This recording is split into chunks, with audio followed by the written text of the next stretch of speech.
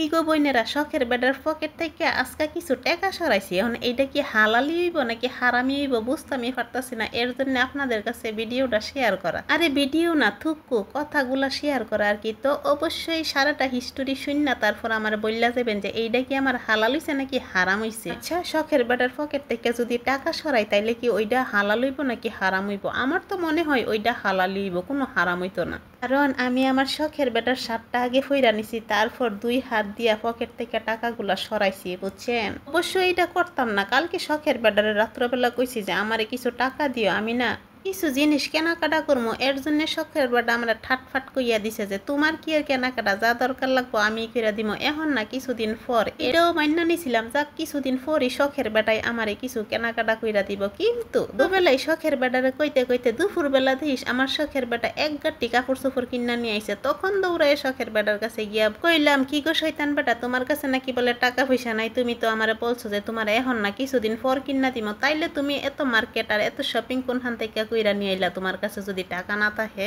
তখন শয়তান বেটা কইতাছে, আরে বন্ধুর দোকানে গেছিলাম, এইগুলা দেখে পছন্দ হইছে এর জন্য আমি নিয়ে আইছি। তখন আমি বললাম যে টাকা তো তুমি ঠিকই দিয়েছো। টাকা দিয়েই তো আনছি। তখন আমিও বললাম, ওইখানে টাকা দিয়া তুমি শপিং কইরা নিয়ে আইতে পারো, মার্কেট কইরা নিয়ে আইতে পারো, আর আমারে নিয়ে যাইতে পারো না। তখন বলতাছে যে তোমারে তো আমিই কইরা দেই, তোমারে আন্নাইতে কে কইরা দে? তখন তো আমি বসার থেকে ফালদা উঠতে গেলাম, উঠতে বলতেছি তুমি বিয়া কইরা আনছো, তুমি দিবা না, আন্নাইতে কে দিব?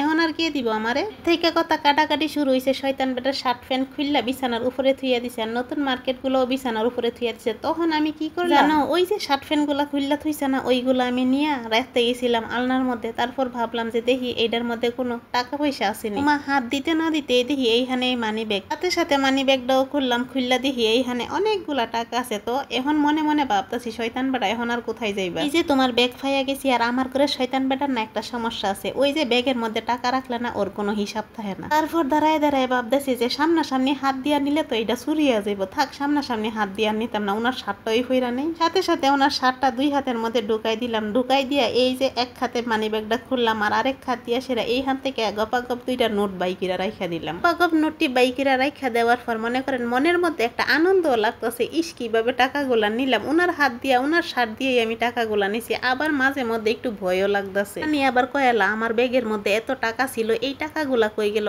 অবশ্য বলতে পারতো না। এরকম কইরা কত যে টাকা সরাইছি, এর জন্য আমি আমার সকল বোনেরার কাছে জিজ্ঞেস করতেছি, গো বোনেরা, এইরকম কইরা স্বামীর শার্ট ফিরা যদি আমি স্বামীর ব্যাগ থেকে টাকা নেই, এইটা কি চুরি হইব? আমারে কিন্তু সুন্দর করে কমেন্ট বক্সে কমেন্টটা কইরা যাইবা। আর যদি চুরি হইও তারপরও বলবা যে না বোন, এটা চুরি হইতো না, এটা একেবারে হালাল কাজ, বুঝছো? আজকের ভিডিওটা এতটুক পর্যন্ত। ভালো থাকবেন সবাই, আল্লাহ হাফেজ। আরে বন্ধুরা দাঁড়ান, আল্লাহ হাফেজ বইলা দিলাম, দেখেন এদিক দিয়ে আমার আম্মা জান কি ফাটাইলো, তাও একটু শেয়ার কইরা দেয়। তো ভালো থাকবেন সবাই, এবার আল্লাহ হাফেজ।